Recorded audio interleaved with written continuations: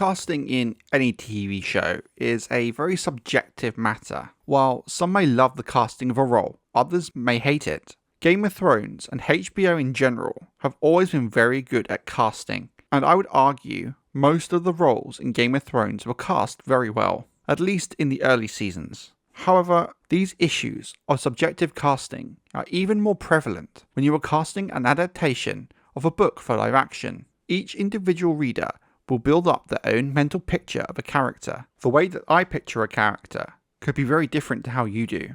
House of the Dragon is still not out yet, and while there are, let's say, some interesting casting choices to be sure, I'm not going to pass judgment on them until we've actually had a chance to see the show in a few weeks. I don't want this to be a negative video. I want to take a look at some of the casting in House of the Dragon that I think thus far seems great and that I'm really looking forward to. But more specifically, I want to pick out some of the casting that I think may have flown under the radar in terms of press attention and attention within the fan base. For me, the one that jumps out the most is Ewan Mitchell as Aemond One-Eye. I think because of the timeline that the first season is going to cover, Ewan Mitchell's casting has gone quite unnoticed for many, with him most likely only featuring in a couple of episodes at most. But looking forward to the later seasons, I think he may be one of the standout performances to come from the show. If you have watched my videos for a while, you know about my love for The Last Kingdom. Ewan Mitchell plays Osferth in the show and does a wonderful job. When you watch Osferth in The Last Kingdom, you can definitely see a glimpse of why he has been chosen as Aemond.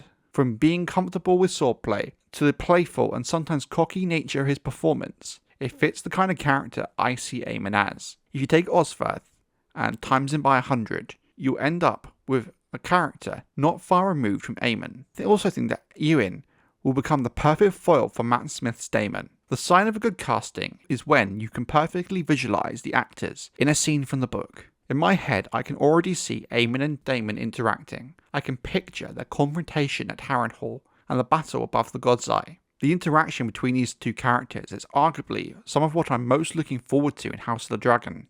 I would mention Matt Smith as Daemon, as I know there was a very split reaction to his casting, but I'd already have made a whole video about why I think he might work in the role and why I think people should give him a chance to see what he's like on screen. Like many, I did have my doubt, but as I've seen more footage in the form of trailers, I have more and more belief he's going to do a good job as Daemon. He could be the Mark Addy as Robert Baratheon of House of the Dragon, where people did complain a lot about his casting before the show, but look back and can say he was one of the best bits of casting. Matthew Needham as Larys Strong, the clubfoot, is another I think has greatly flown under the radar. Needham has great pedigree when it comes to historical drama and Shakespeare. I think you can kind of tell the kind of performance they're going for, less Varys Littlefinger and more something unique.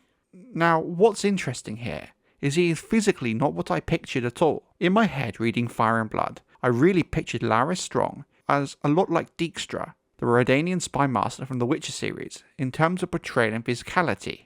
While this is definitely different to what I had in mind, I can definitely see what they're going for with Needham. While I don't think Olivia Cooke has exactly been overlooked, in many ways she's been highlighted as part of the main cast. I just want to give her a mention as I really like what I've seen thus far of her in the trailers. What is interesting about the characters in Fire and Blood is we don't know them that well as people and personalities when compared to the main book series, due to the style of Fire and Blood as a source material. Thus, the writers and actors have a lot of freedom to develop and add to these characters in a way that was not possible to the same extent with the main book series. With Olivia Cooke's Alicent Hightower, you can see many of the characteristics coming through from the source material, while also seeing some subtle Cersei influences. Her performance seems great thus far, and I'm really interested to see where she takes the role with some of the challenging scenes that we know are to come in later seasons of House of the Dragon. Before I wrap up, I just want to give an honourable mention to Fia Saban. Again, another actor from The Last Kingdom. While ultimately Helaena Targaryen's role quite minimal in terms of her impact, her trauma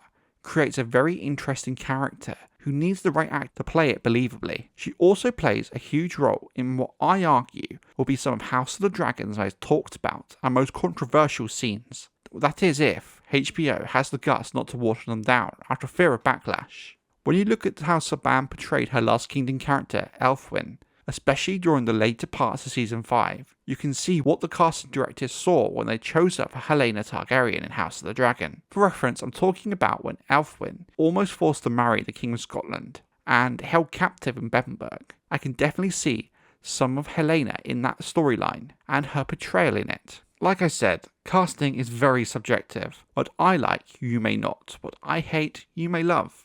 But what I really want to know is what you guys think of the casting in House of the Dragon so far. Bearing in mind, all we have to work from right now is trailers. And also, is there some casting gems you think may have flown under the radar? Let me know in the comments.